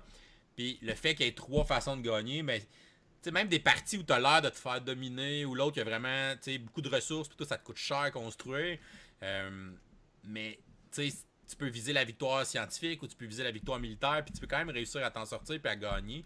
Fait que c'est le fun d'avoir ce côté-là, puis de pas être pris de je suis en retard en points, je peux pas gagner de même. Ouais, mais mais crime, j'ai déjà 3 symboles scientifiques, je pourrais m'aligner là-dessus. Fait que il y a quand même une façon de t'en sortir, puis ça fait généralement des parties qui sont assez serrées à cause de ces conditions de victoire-là qui sont multiples. Puis c'est ce qui le rend super intéressant. Fait qu'une belle adaptation à 2 joueurs pour moi. Chaque partie que j'ai joué, j'ai adoré ce jeu-là. J'ai jamais joué avec l'extension, étonnamment. Il y a beaucoup de gens qui disent que ça ajoute des affaires intéressantes. Mais je trouve que le jeu de base est tellement bon comme qui est que je sais pas, j'ai même pas le goût d'essayer l'extension encore. Ouais. Parce que je me tanne pas de jouer au jeu de base. En partant, t'es pas un gars d'extension de base. Hey, c'est une drôle de phrase, ça. T'es pas un gars d'extension de base. Ouais, c'est un gars de base, moi, finalement. Ouais, c'est ça. T'es plus un gars de base. Mais ça, tu traites pas extension. Fait que, tu sais. Peut-être celle que je te conseillerais, ça serait celle de ton jeu précédent, Star Wars Rebellion. Parce que si j'ai un... As-tu là? Je l'ai reçu à ma fête, mais j'ai pas eu le temps de rejouer depuis. J'ai rien dit de bon. donc, Seven Wonders Duel, ben, ce serait mon meilleur jeu à 2. Super. Donc, je suis content. Fait que je t'ai fait un bon choix de t'avoir donné ma copie. C'est un bon échange là, quand même contre Street Fighter. Ouais, c'est un bon échange. Contre Street Fighter deck building game. Puis là, tout le monde s'est en train de se dire quoi? Il a fait ça? Ouais, il y a un Street Fighter deck building game qui existe. Ben, c'est parce que moi, je tripe sur le DC Comic Deck Building Game, puis j'aimerais savoir toutes les licences, parce que j'aimerais jouer une fois dans ma vie une game que tous les decks sont mélangés. Voilà. Je veux faire ça. Fait que là, il me manque en passant, pour les intéressés, il me manque la 2e et la 3e saison de Seigneur des Anneaux, les 2 boîtes, puis il me manque celui de hockey. Les veux. La version NHL, ça serait malade. Les autres, à date, je les ai toutes. Donc, c'est ce qui conclut notre top des jeux duel et duo. Finalement, tu es le seul à avoir mis un jeu coop. T'en as-tu mis? Non, j'en ai pas mis. Non, il y avait seulement un jeu coop. Techniquement, il y a une campagne coop à 2 qui existe pour Mythic Battle. Fait que mon premier choix pourrait être un jeu duo aussi. Puis elle est intéressante, pour vrai. Je pensais que ça allait être pourri, mais elle est intéressante. Puis sinon, si t'avais des petites mentions honorables à nommer. Et bon, Greedy Kingdoms, il était dedans. Moi, j'avais Doomtown Reloaded. J'avais Twilight Struggle, qui a manqué le cut là, de justesse. Qu'est-ce que j'avais d'autre? J'en avais pas pire. Toi, qu'est-ce que j'aurais pensé que t'aurais nommé Dice Master. Dice Masters, il était sur mon cutting floor aussi. Là. Il était très très proche. J'avais Claustrophobia. Ça m'a fait de la peine, mais je ne l'ai pas mis dedans. J'avais The Duke. Ouais. Il était dans mes derniers parce que j'aime beaucoup. Mais il y en a, tu sais, comme Blitzkrieg, je ne sais pas à quel point il restait si je refais cette liste-là dans 6 mois parce que j'étais un peu inquiet sur sa rejouabilité. Mais pour l'instant, comme je l'ai découvert il n'y a pas très longtemps, il y a encore son effet de nouveauté. Dice Masters, c'était mon numéro 12. Okay, mon numéro 11, c'était Claustrophobia. Quand même. Moi, j'avais Stronghold, là, le jeu où tu attaques un château, qui est quand même très cool aussi, un jeu asymétrique. Japer, qui est un très bon jeu de cartes à 2. J'avais Anami Koji, un autre jeu de draft à 2 qui a une belle twist. Fait que, définitivement, les jeux à 2, pour vrai, c'est une petite mine d'or, ce style de jeu-là. Moi, j'avais pas mal de jeux de cartes, là, Android, Netrunner, Keyforge, qui sont tous des jeux à 2 aussi. Donc, on se demande à la maison, c'est quoi vos meilleurs jeux duel ou duo? Donc, laissez-nous ça en commentaire, des jeux qui se jouent uniquement à 2 joueurs. Y a-t-il un grand classique qu'on a oublié? Là? Puis nommez pas les échecs, là, on le connaît, là, mais à part ça, y a-t-il des grands titres qu'on aurait dû nommer, qu'on n'a pas nommé? Donc, laissez-nous ça en commentaire. Et comme d'habitude, si vous n'êtes pas abonné à la chaîne, vous pouvez cliquer notre petit bonhomme en bas de l'écran pour vous abonner. Sinon, vous pouvez nous suivre sur Facebook, Twitter, Instagram à Professeur Board Game. Et vous pouvez venir visiter notre page Patreon si vous voulez nous faire des dons pour nous encourager. Yes. On vous souhaite une excellente fin de journée et continuez de gamer. Ciao!